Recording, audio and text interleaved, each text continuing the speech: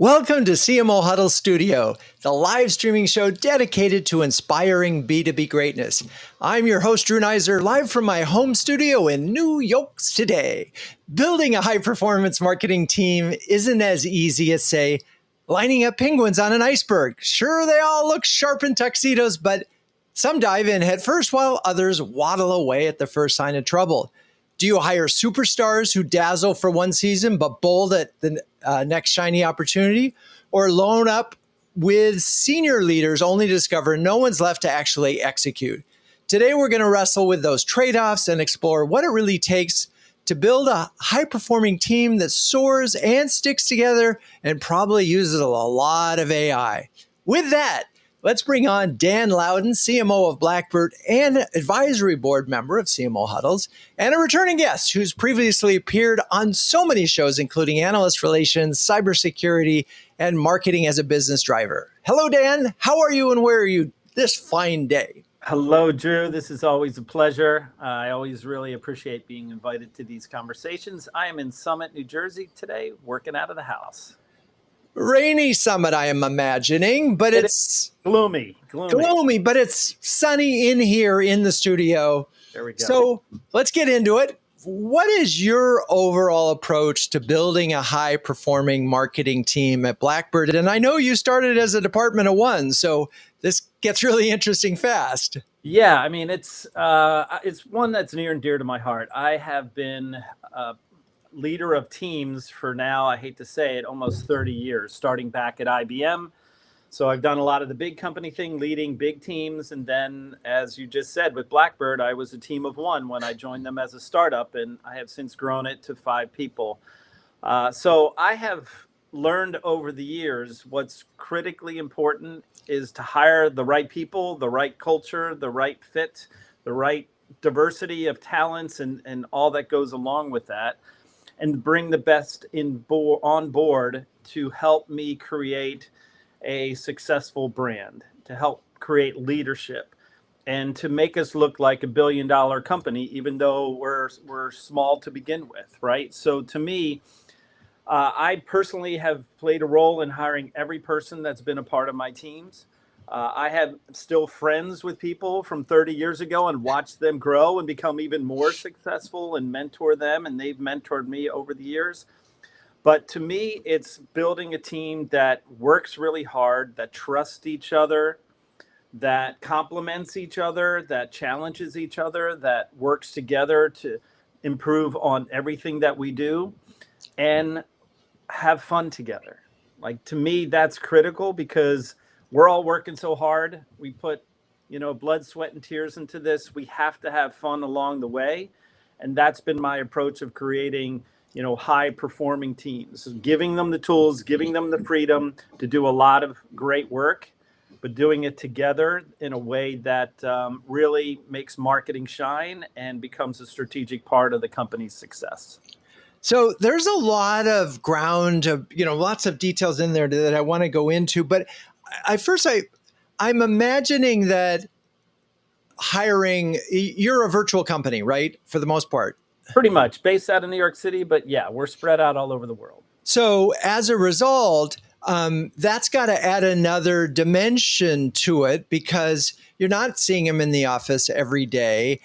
So one creates a little bit of a leadership challenge for you, but also I imagine it impacts the type of people you might hire. I don't know, because you really have to trust that they're putting in the work.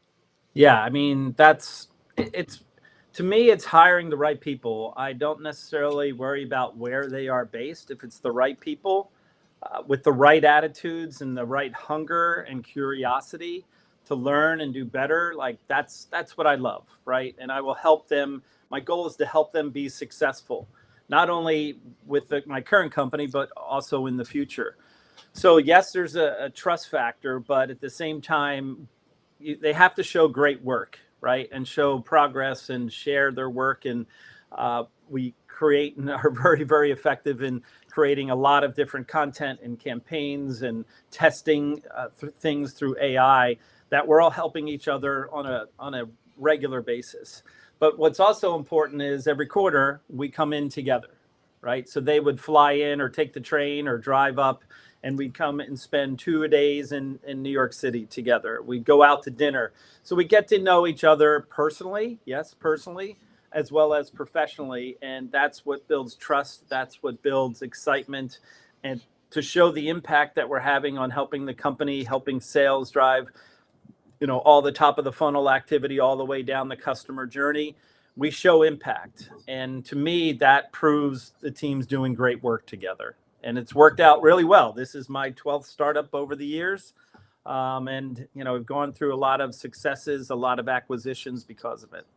Well, and you have a track record of doing this, and I'm guessing your percentage of hires, because leaders are notoriously poor at hiring, in the sense that like maybe a 50% ratio of hiring really people that you want to stick around. And so I'm curious, is there any question or thing that you do in the hiring process that increases the odds that this person is going to be able to do what you're hiring them for? Yeah, I mean, they do meet the team. I do talk to them at length. We look at their history. We look at, things that they've accomplished both personally and professionally, right? And I don't know, I've gotten a good sense of the people that I feel can be very strong performers and can be additive to the culture, additive to the success of the company. And yes, there's always ones that don't pan out or for some reason aren't a great fit. And some of those I've actually helped get the next job because they just weren't a good fit in our company, but they might be a good fit at somewhere else, right? And I've done that. But to me, the large majority, I feel very fortunate. I've worked with some amazing people that teach me, that keep me on the innovative cycle, just as I teach them and help them based off of all my experience. So I've had really good success keeping strong people because, one, I work for companies that have a strong mission. Two, the work we do means a lot. It impacts the company a lot, and that's really fulfilling. And then just opportunity for growth, not only with their own individual skills, but growth where they can become more senior within the company or move to other parts of the company. And to me, if you show that opportunity for growth and they continue to learn, just like it is for me, I want to continue to learn and have more growth and experience more things, hard things. If I do that for my team, they're going to operate well and they're going to stick around because they like what they're doing. I love it. Lots of little good morsels in there. I want to just, this is a weird moment in the world where in theory, we all have access to abundant information. And I'm curious right now, as you think about, I know that you hired specialized expertise when you first got going, and so forth, and some very specific hires. But I'm curious, as you think about this moving forward, is it going to continue to be about specialized expertise, or are we going to have people who are just really good judgment and critical thinkers who can do a lot of things? And I don't know if you thought about that much, but let's just talk about your first hires and the specialized expertise that you were looking for. Yeah. So again, I was the first marketing person within Blackbird, but the team had built a great brand on their own with the CEO, and I came in to go elevate that in a massive way. So the first thing for me was content. So I hired a great individual, former reporter, CBS News, and many other outlets, who was fantastic at creating content. Not only creating content, you create it once, but then you use it 100 different ways, right? And that's critical. And we're leveraging AI to help with that, but we really have to make sure it's personal. We have to make sure it has our company's voice because we're in cybersecurity, and that you have to be very authentic. So content was critical for me, and I needed somebody senior to really own it, run it, and understand it and the power of it. My second biggest hire was around demand generation, and hired an incredible woman to come and help us own the whole process. And yes, she's senior, but she does everything, just like I have to do everything. I have to do, in startups, you have to wear many hats, right? So I do everything from the most tactical to the most strategic.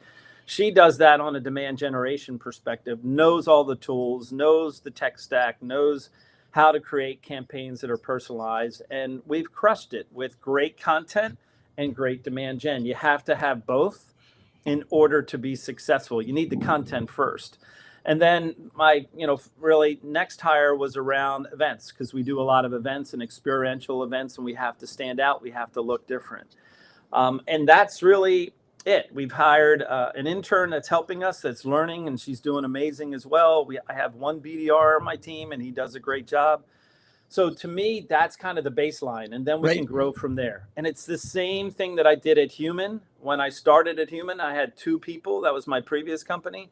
And when I left the company, I had 60 some people on my team to help build out those teams and build more strength over time. Awesome. All right. Well, we'll be back, but right now we're going to bring on Marni Puente, Senior Vice President and CMO of SAIC, and an industry expert who's graced our stage before to discuss positioning as a growth engine. Hello, Marni. Wonderful to see you again. How are you and where are you this fine day?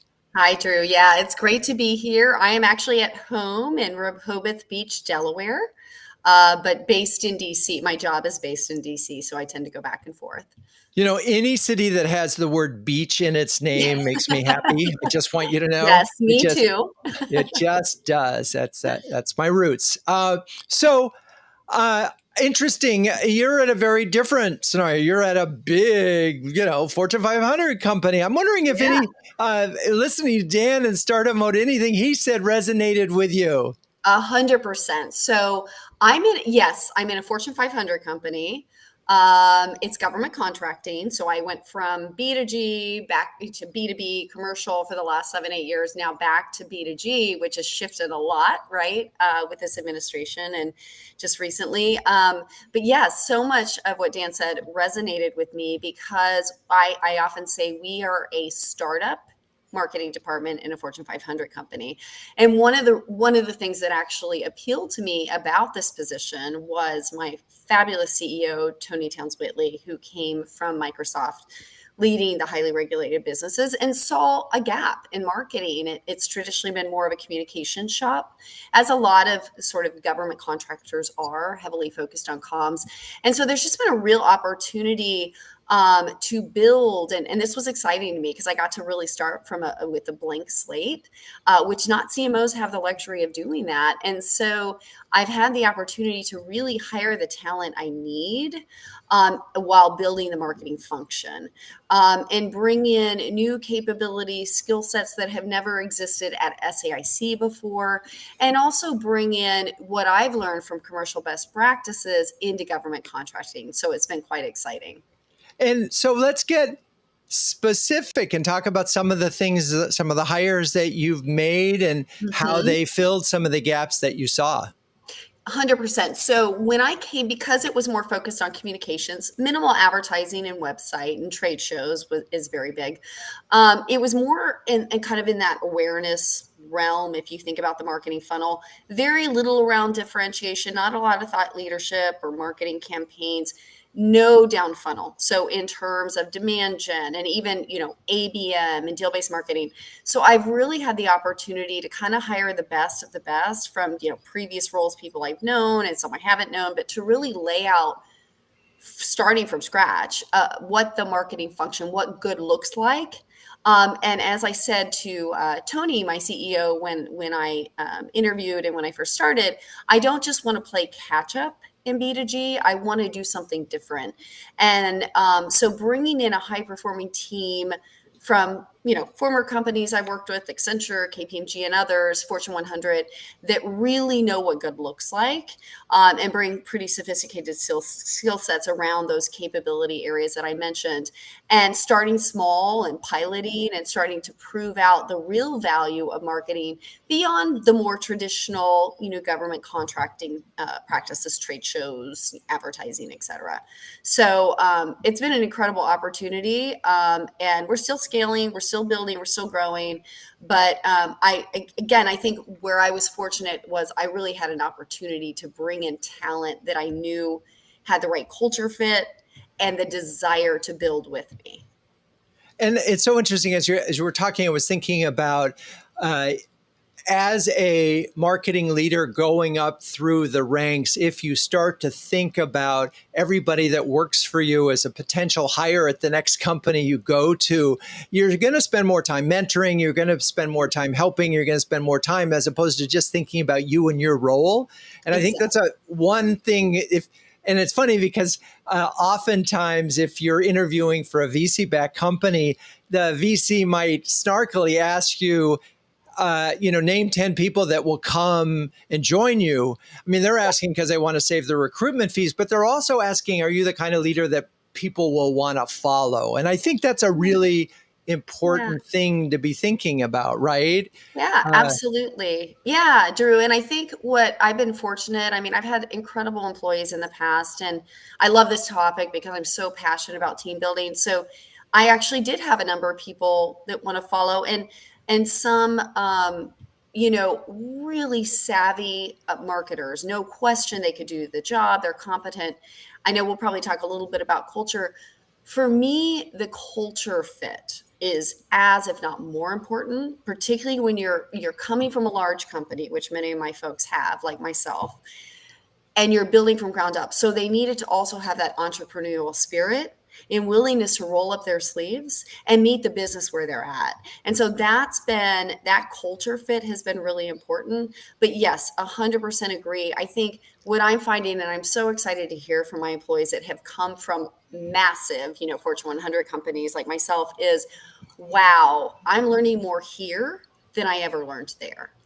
And they're getting opportunities that they wouldn't have gotten there. And I think that's what the beauty of working in more of a startup type environment.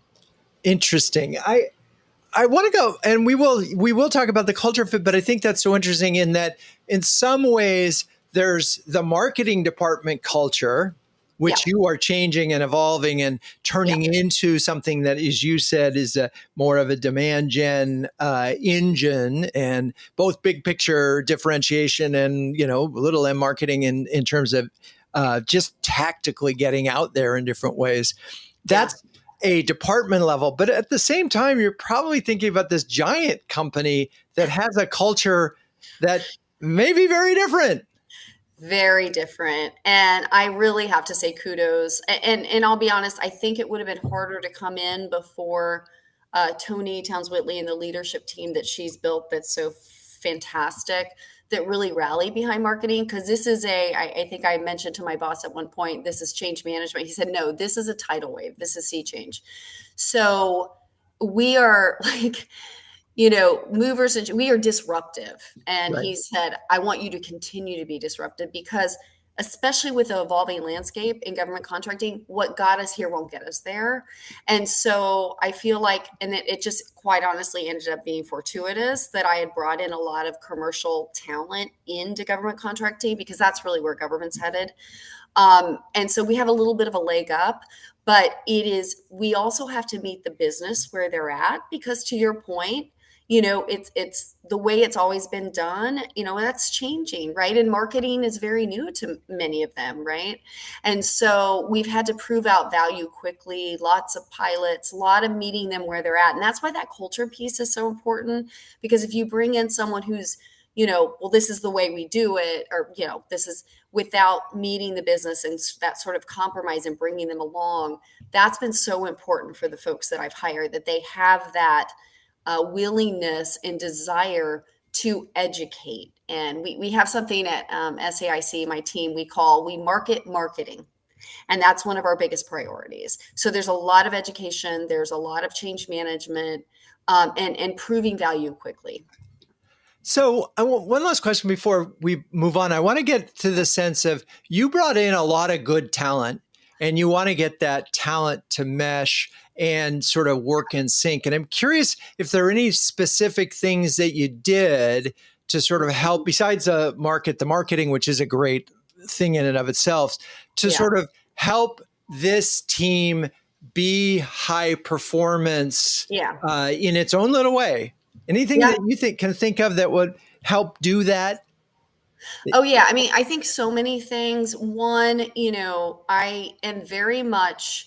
I'm very just transparent, right? And I think it's really important to set, as the CMO, right, the leader, to set clear expectations, priorities, consistent communication, trust, all of that, shared goals and vision, but then also really humble ourselves. And I think this is where the role of the CMO has changed significantly, is that we now need to be, a not just a CMO, but we need to know strategy. We need to be a technologist. We need to work cross-functionally more than ever before, and we need to be a lifelong learner. And that last part, I don't want to underestimate how important that is. And so when they see that I'm in the trenches with them, like I stood up this AI committee, and we are the model for the company on AI transformation, which is phenomenal. But really showing, being in the trenches with them, quite honestly, and humbling myself and saying, look, I don't have all the answers, right? And I empower them to be able to do their jobs. And I think that's something that has really motivated them, because they might not have had that in a more sophisticated Fortune 100 company, Right. well-oiled machine. So I think that's been served a tremendous amount in terms of motivating, aligning, and just even retention. It's really exciting to hear employees just say, gosh, I learned more this past year around AI, or I've just learned so much. I came from a, top Fortune 100 technology consulting firm. I've learned more here in the last year than I did there. That is so gratifying for me. And I want to keep that up, because it's a fine balance of keeping them motivated and interested when they've come from really what good looks like. Right. But I think they're very excited about the opportunity to build. And, I always say too, when you win over skeptics, that to me is the most rewarding thing. And so I think there's a lot of that, right? And so we have what we call glimmers. And it's amazing, glimmers every week in terms of, oh, hey, we were able to convince so-and-so, the value of account-based marketing when they were a skeptic, et cetera. So I think those wins that you wouldn't necessarily see in a large company where this is just standard, that's really motivated people to keep doing what they're doing. Okay, well, we need to bring on Amy King, CMO of Relias, who's been waiting patiently, who is joining the show for the first time. Hello, Amy. Welcome. How are you, and where are you this fine day? Hi, Drew. It's great to be here. I'm not sure if I was waiting patiently as much as enjoying everyone else's conversation. So it's really been great to be on the back end of this. I am here in the Raleigh area of North Carolina. Our company Relias actually has its own podcast studio because we produce content for healthcare learning and training. So I get to actually be part of our own production system today. I love it. That's awesome. Yes, and you sound good and you look good. So all of those things are fine. I'm curious, as you heard, excuse me, Dan and Marni, there were some themes that really struck you. Yes, there are a lot of themes that really struck me. When I joined Relias, marketing had not been a huge priority for the business. And we're a team of over 100 marketers at this point, but that was something that we had to build. And in doing that, a lot of the things that Dan and Marni said, especially about embracing vulnerability, change, and a growth mindset, managing resilience through change, and really thinking about how we were going to structure teams that were ready for whatever was coming.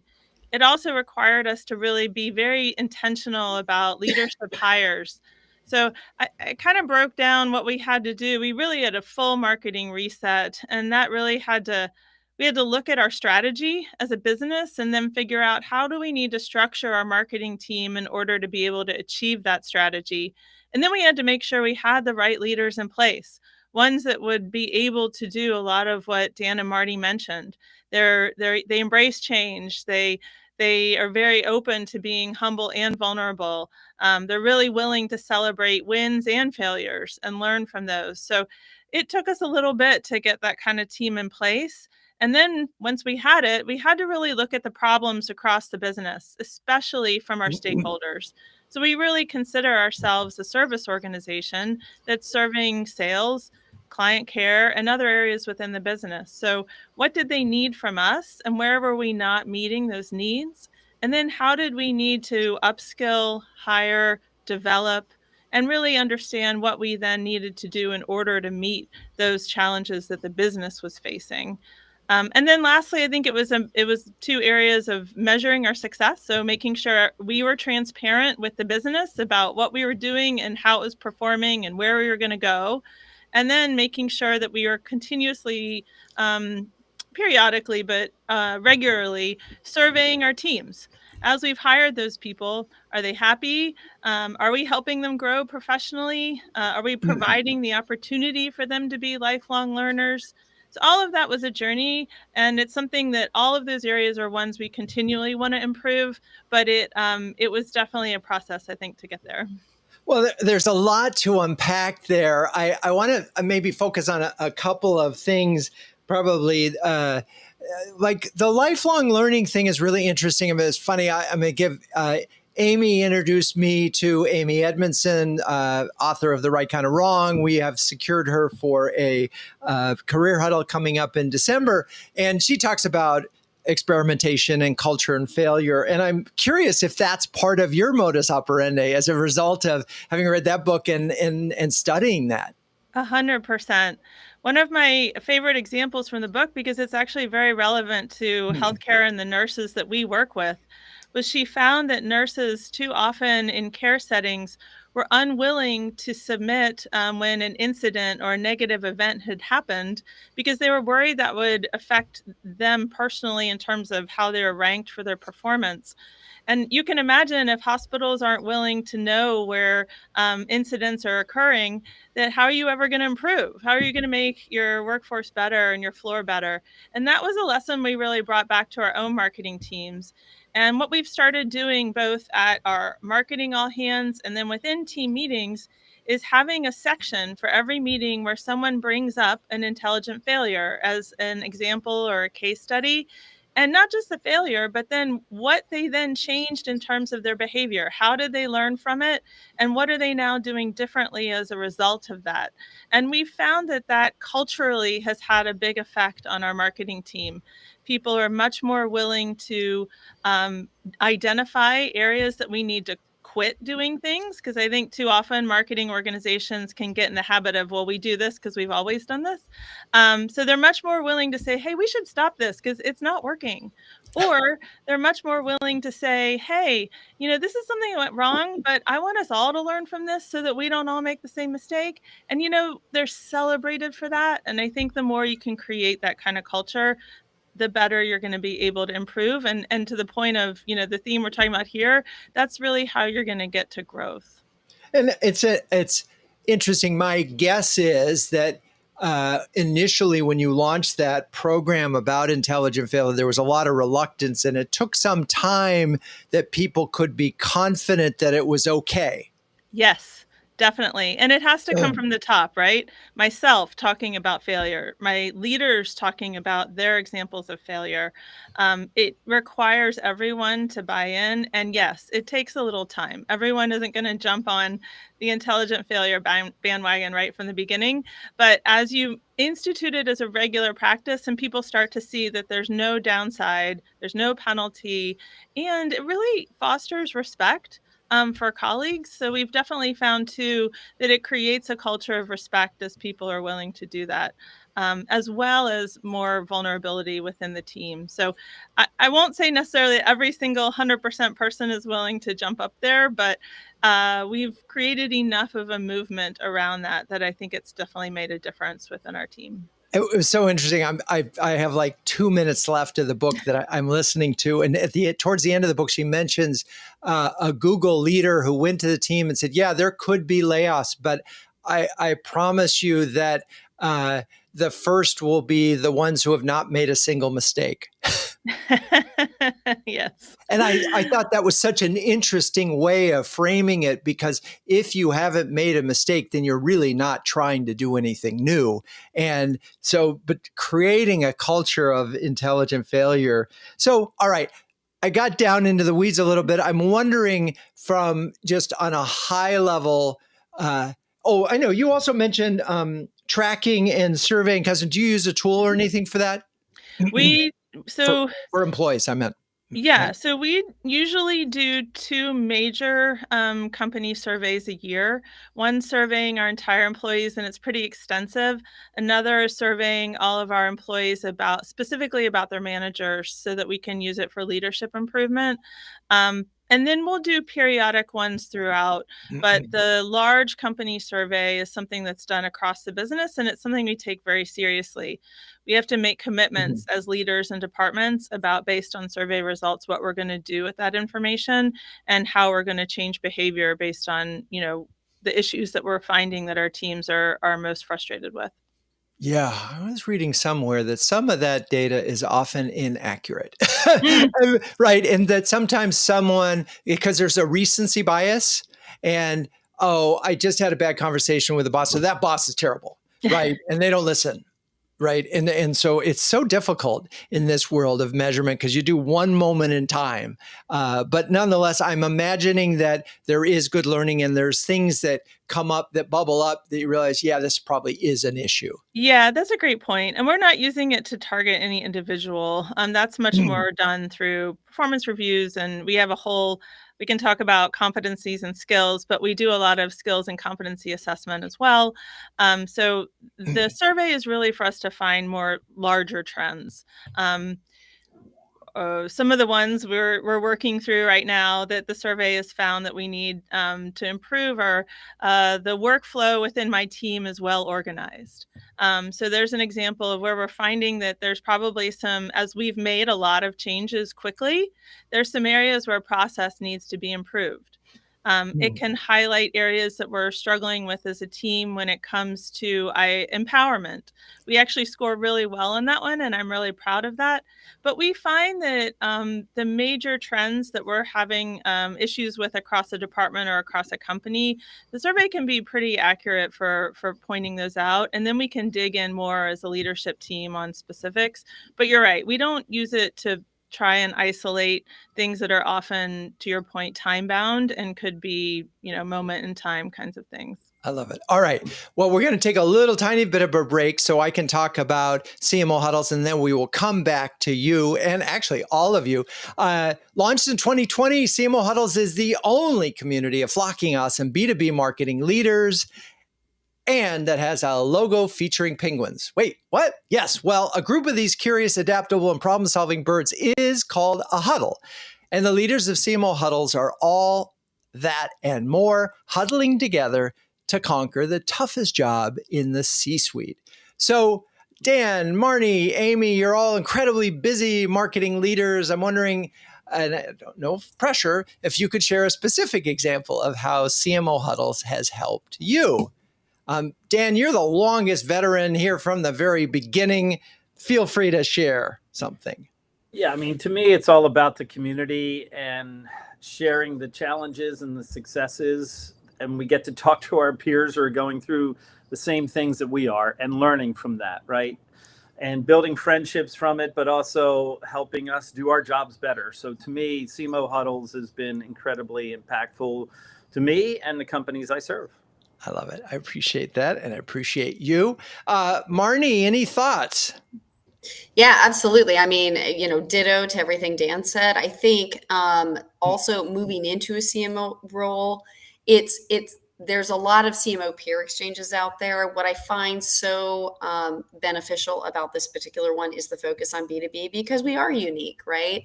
And being able to learn from others. And even some of the, not just the huddles, right, Drew, that you run, which I always find incredibly insightful, but some of the side conversations I've had, where I've had either mentoring sessions with you, Drew, or you put me in touch with someone who maybe is, struggling with a similar issue. I actually had a call earlier this week on that. I think that both community, but also the one-to-one opportunities to interact with your peers and learn from them, and being in the same sort of industry, a B2B, has been really beneficial. And I have to give a plug too for the CMO Huddle event that you run in Palo Alto in November. That's just an incredible opportunity, and excited to go again this year to also get to meet some of these huddlers face to face. I think has been, really, really benefited me. So I it's a really great appreciated program. that. It's funny, we just did launch a mentoring program for, and all the advisory boards volunteered to do this to help first-time CMOs in their roles. So thank you for all of that, and I am excited to see you at the Super Huddle again. Amy, you're new to CMO Huddles. Any thoughts? But we did have an in-person huddle. We did, and I love that. I will echo what Dan and Marty said, but I will also say the in-person huddles have been super amazing for me. It's sometimes hard, and I should be better, but about always giving Slack channels and others the time that I need to carve out. But if I put an event on my schedule, I'm going to go. And I have met some incredible people. To Marnie's point, there's nothing like learning from other marketing leaders. And that is just so valuable. I think as you get up to C-suite and senior levels within your career, it can be hard without a network like CMO Huddles to know who to go to really get some of the answers, perspectives, trends, all of the things that are happening in the marketplace that you really need to know about to stay innovative and on top of what's happening. So I really valued that. We value you. And if you're a B2B marketing leader who wants to build a strong peer network, gain recognition as a thought leader, and get your very own stress penguin, please join us at CMOHuddles.com. Okay, so let's bring everybody back. And I feel like we're at this moment where AI and AI usage is redefining your relationship with your employees' jobs. And I'm curious if I'm overstating that at the moment. But talk a little bit about how you are approaching AI usage across the team. And just for one thing that this came up, one of the folks actually monitors the usage of the software and discovered that they had a writer on the team that had not used the Jasper tool in 6 months. And that was a red flag because that's what they're supposed to be doing. So I'm curious how, as you look at high performance team, is your thoughts about that changing related to how your employees are using AI? Anybody want to jump on that one? I'll jump in if it's okay, Drew. I'm actually speaking on this topic at a conference next week. But I think given government contracting, building a team from scratch, limited budget, having to walk the talk with Doge, right, which is focused on efficiencies and leveraging emerging tech, I am hiring people who have AI skill sets. And I've implemented an AI committee across marketing and comms with the goal of 100% adoption, which I'm really proud to say we've reached. But it really has helped. I guess what surprised me the most was there was some absolute resistance in the beginning, but it's ended up creating a higher performing team and even a result that I didn't really expect, which is it's really turned into a retention strategy. And so instead of my employees feeling fearful. And I think part of this is a leader saying, look, I don't have all the answers either. It's kind of an equal playing field when it comes to AI. Right. I'm part of our Battle Buddies program together, the peer exchange we put in place. So I have a battle buddy. I'm doing everything I'm asking my team to do. And then we're in the trenches together doing it and learning from each other. And then they don't feel silly, but they're starting to go, oh, wow. This is really a powerful tool that's, freeing me up. I think we average like 4 to 6 hours a week. It's freeing up individuals on the team to be able to focus on more strategic work and the bonds that have been formed. So talk about teamwork and collaboration. It has really strengthened that because we're all learning together. We're all bonding over this. We're sharing our, funny stories, best practices. People are starting to even use it for personal things like fantasy football prediction, et cetera. And it's really taken off, and the connections that have formed across the team have been really outstanding, while also really using it, to increase productivity and, more importantly, value, right? And so that's kind of where we are now. Okay, we've increased productivity, efficiency. Now let's focus on the actual value that it can bring to the team. Amy, I think a battle buddy came up on our dinner huddle for some reason. Was that from you? Are you doing the same program or is that with someone else? I think it might be somebody else, but now I'm intrigued, so I want to know more. Yeah. So what is a battle buddy program, Marni? Oh, yeah. So I should have explained that right off. So we have had several initiatives, 30 Days of AI, where we kind of experimented with different tools, but also to increase adoption and educate. And then came up with a Battle Buddies program where it's basically a peer mentoring program. And so we took individuals that, had just worked with AI longer, a little more savvy with prompt engineering, et cetera, and paired them with more novice folks, and no shame whatsoever, right? Again, I'm Right. participating in it, but I'll purposely, whenever we need a name or like think at just various initiatives, work with your battle buddy on this. We've had contests. It's been a lot of fun. So we're all kind of learning together. Right. And we offer AI office hours too with some of my more experienced AI users so they can get help. But it's really been fun. And I've found that some of folks that really weren't using AI have become my strongest users of it too through this program. Right. When they sort of convert and the light bulb goes off. It's Yeah, funny. I now remember. So you happen to be in a peer huddle and you mentioned I it. think I mentioned it. And since Yeah, we keep everything in those huddles confidential and anonymized, when yeah. I was looking at editing the recap, I went, oh, that was it. So thank you for that bit of clarification. Dan, one of the things I've been thinking about a lot, and I wonder if you have an opinion on this, and it's harder with a smaller team, but right now, a lot of folks are relying on the volunteer who sort of was AI first and knows a little bit of programming, might have been a vibe coder or something. Do you anticipate that you're going to have an AI ops person on your team at some point soon? That's a good question. I mean, I think that is definitely in the works and would help. But I think the key thing for me is like, hey, we're BLACKBIRD.AI. We are an AI company, and we use AI across every department and to serve our customers because we're pulling together, trillions of data points of things that are happening across the internet and then making them useful, valuable, and in a summarized form using AI to help them understand what risks they're facing, right? So it's inbred in our culture, in our DNA. From a marketing perspective, every image on our website is AI created, AI generated. If it's everywhere, right? We felt let's be true to the brand, let's be true to what we do, and it's really set us apart. Like we've been aggressive in how to use it. And the team learns new things every day. They get excited when they understand a new AI-based tool that they can use to be more productive or to create more value, as Marni said, to the customer, right? If we can provide more customized, valuable information to educate a prospect or a customer to help them solve their problem, the better off we're going to be. All of our blog posts, all of our content that we create has AI as part of the base of it, right? We certainly prioritize and customize it and make sure it's our voice because you have to do that, right? But at the same time, it's made our team more productive and happier because they can do more of the things that they want to do better instead of doing the things that take a lot of time that aren't as much fun.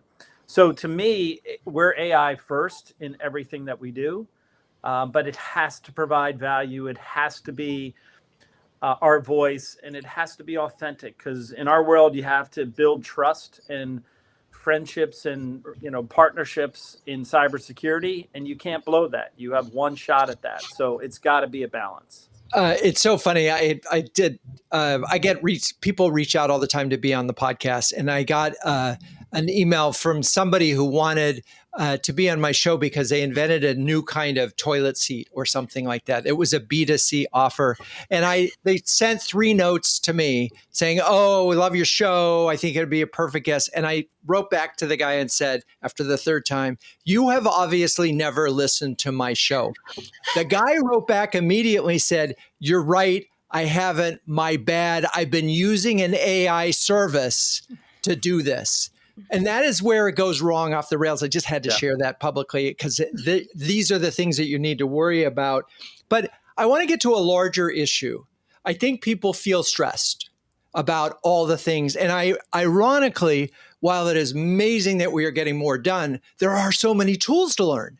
And, there's a new tool every day. Oh, you can do this for presentations. Oh, you can create a notebook LM to help your salespeople understand a certain approach. That's so cool. And it's endless. So I'm curious how you help your teams manage their priorities and don't get to the point where they feel like they have to work 14 hours a day, or B, just are like, they're pulling their hair out because there's so much on their to-do list.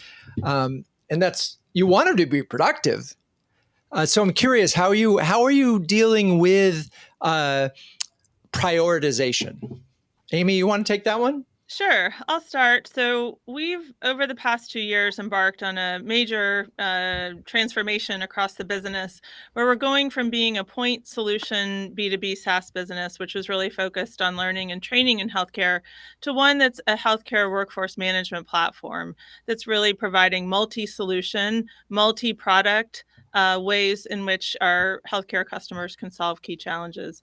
I say that because going from a point solution company to a multi-solution, multi-product company has been a significant transformation. And the number of work streams that come out from that, everything from marketing to sales enablement to pricing to how we design pitches and do discovery. And it's really changed most of the, not only from a technology perspective, but the way our front of house operates. And that can lead to a lot of lack of focus if you aren't really careful about keeping teams focused, to your point, on what are the core goals. First, making sure everyone's aligned on strategy. What is it? Then making sure you're very transparent with timelines and what's happening when.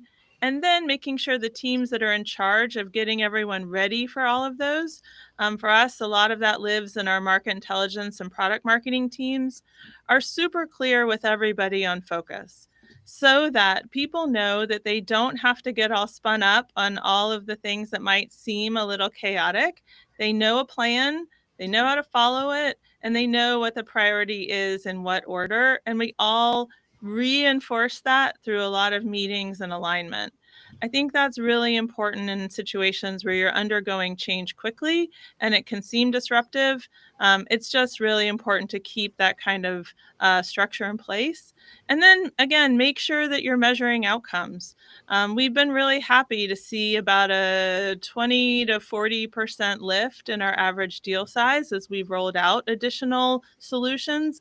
And we want to make sure that we're driving the right kind of outcomes with the things that we're releasing, and then sharing those wins with the team so that everyone can feel excited and know that maybe a few of those chaotic days were worth it for the impact that they're making on the business.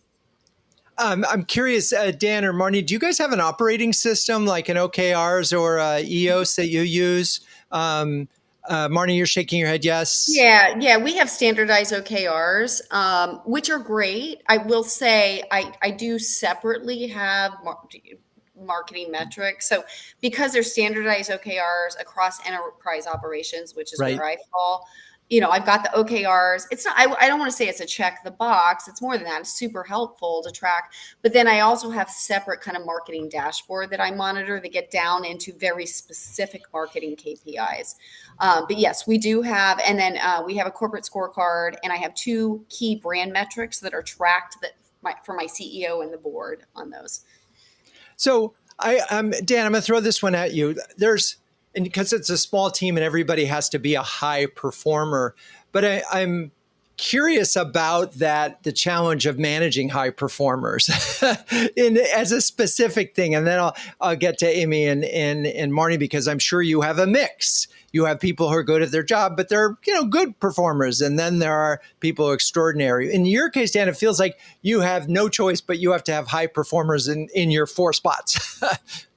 That's 100% right. We all help each other out. Like we all have strengths, we all have weaknesses, and it's a definite team effort. I did like what Amy said about intelligent failure. Like with all these tools coming so quickly, the team's excited to try them, and they'll quickly realize, hey, this will provide value or not, right? We call it an experimental culture that we live in, right? And if they find something that they like, they bring it to the team. We meet weekly, we share regularly, and that way everybody understands, hey, this is a new opportunity to enhance the marketing that we do. To me, yes, I've got 4 or 5 people on the team that are all high performers. We're all still learning. I'm asking them to do a lot. They understand that coming in, that this is the role in the startup. You have to wear many hats. You have to work really hard, but we have fun. Like, we have a good time. We know each other. When we have challenges, we all help each other out. When we have successes, we all support them, right? And to me, you build a team like that, they're not going to want to go anywhere else because they're enjoying what they're doing and they feel they have purpose, they're learning, and they see the success of the company growing and a bigger opportunity for themselves. So that's what's worked for me over the years, and thrilled that I've been able to work with some amazing people. I love it. So, Marni, you have a bigger team, and Slightly bigger. Okay, Yeah. but I can't, and not everybody. I mean, having had big teams, not everybody is the superstar, right? Right, And right. and you can't have an entire functioning department of superstars. It's just one, it's impossible to hire at that kind of ratio, and two, not every role needs it. Yes. Yeah, definitely. So I'm just curious if how do you think about that, and how do you manage your top performers relative to your good performers? It's so timely, Drew, because literally my last leadership team meeting, I went through and I said, I want to talk about our top performers and how we have a nurture plan for each of them, and make sure to invest in our top performers, spend time with them, et cetera. But to your point, those top performers are people that I brought on because often they have AI expertise, because that's the state of where we're going. But I brought them on to build, because I'm in that position where I can't have a mediocre person, I mean, to be blunt, like come in and ask them to build a deal-based marketing program, right? So there are those, and I sort of more steady Eddie, maybe more operational, great at what they do, not poor performers by any means, but that's great, right? Let them keep doing what they're doing. Where I'm bringing in more of the, I would say, top performers, kind of outside thinking, is those new strategic growth capabilities. So I'm talking customer-centric marketing, which is our term for ABM, deal-based marketing, business group marketing, solution services, campaigns, because it's, feeds the engine. So I think that really trying to double down on where I need those top performers and make sure, like I said earlier, the right culture fit, they're entrepreneurial, because in a startup-like environment, even though I'm in a Fortune 500 company, I need them to be willing to build, right? So, but I'm really looking at, and with, not all of them report to me. So I'm working with my leadership team to say, okay, what is our plan for nurturing this person and making sure that we're giving them what they need? And some of that is direct in their day job, and some of it's outside of it. One of them, probably one of my very top performers, leads our AI committee, right?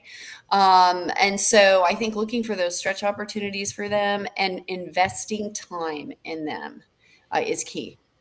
I love it. All right. Well, we're getting to the point where it's time for final words of wisdom for other CMOs when it comes to growing high performing teams. And Amy, since you were so patient in the beginning, you get to go first. Thanks, Drew. I think there's a few things as you have put the team in place and you feel like they're there, and then you need to keep. Sometimes growth then becomes harder to sustain. So I think that sustain word is really important. And to do that well, especially as your teams get larger and larger, I think it's really important for our top performers and to know who they are. So make sure you have a great framework in place for competencies and skills assessments, and then use those to help develop transparent career path and professional development plans with your employees. So they know, here's how I'm going to grow with the business. Here are the resources that are available to me. And then I think as leaders, it's really important as you have those people like Marni was talking about, your AI forward, your innovation forward people, that you become their fast follower. And you say, as a senior leader, you're an expert in this, and I know you're excited about it, and our organization needs to do this. So I'm going to be your fast follower, and I'm going to support you with what you need, get you the resources you need, empower you to work with the teams that you need to make sure you can do this. Perfect. I have I'm lucky to have a leader who used to be an engineer, And as he came over to marketing, which isn't always a typical path, he had great ideas as a lot of AI tied to automation innovation was coming up that we could use as a marketing organization to transform the way we do campaigns. And it's my job to have him lay out a good plan and not get in his way and really make sure he's ready to take that forward. Okay, a lot of words of wisdom there. Marni, your turn. Yeah, I mean, ditto to everything Amy said. I think, I often say in the most simplistic terms, being a good leader is hiring really great people that have strengths and talents that you don't have and empowering them to do their job. I mean, really in the most simplistic terms, but I do think it's delegating authority, empowering team members to take ownership of problems and find creative solutions, serve as their guide 100%, but let them find the creative solution. And I think also celebrating successes. So no matter how big or small, that's particularly important for me and my team right now, because we've had a lot of uphill battles, right? We're coming in, marketing is still kind of fairly new. We're lean. And so a lot of those celebrations, what maybe elsewhere, Fortune 100, where we've been before, just are sort of table stakes. We really do need to celebrate that. And the other thing I think is a leader that's really important, and also in sort of nurturing that next generation of talent, is I'm not always the spokesperson. And so if I've got my deal-based marketer or my account-based marketer leading an initiative, I invite them to speak to leadership. I may introduce, of course, and set the context, but giving them those opportunities. So I think giving them those stretch opportunities, empowering them, and being there, you've got their back, right? And helping to guide them when needed. I love it. Okay, Dan, that was a lot to follow. Any other words of wisdom? Yeah, I mean, I love what Amy and Marni said. Let me just add that my goal is to make every one of my team members successful, right? Not only within marketing and show the impact that we can have, but across the organization, how they engage with sales, how they engage with executive team, to ensure that we're doing all we can to help the company be successful, not only when they're with the company, but afterwards, throughout their career. I will stay in touch with them. If they need help, I can mentor them. They can mentor me. To me, this is all about helping grow strong marketers that could help companies throughout their career. And to me, that, especially in my stage of my career, I find that really, really beneficial and rewarding. I love it. All right. Well, gosh, there's so many jewels in this show. I feel like we could basically write the high-performing teams playbook. So thank you, Dan, Marni, Amy. You're all flocking awesome. Thank you, audience, for staying with us. Please join us in 2 weeks when we'll be talking about marketing and AI. Is there another subject? Really think about that. Cue the music. CMO Huddles Studio is produced by Melissa Caffrey. Our production assistants are Laura Parkin and Ishar Cuevas. If you'd like to learn more about CMO Huddles, please visit CMOHuddles.com. I'm your host, Drew Neiser, and until next time, keep on sharing, caring, and daring each other.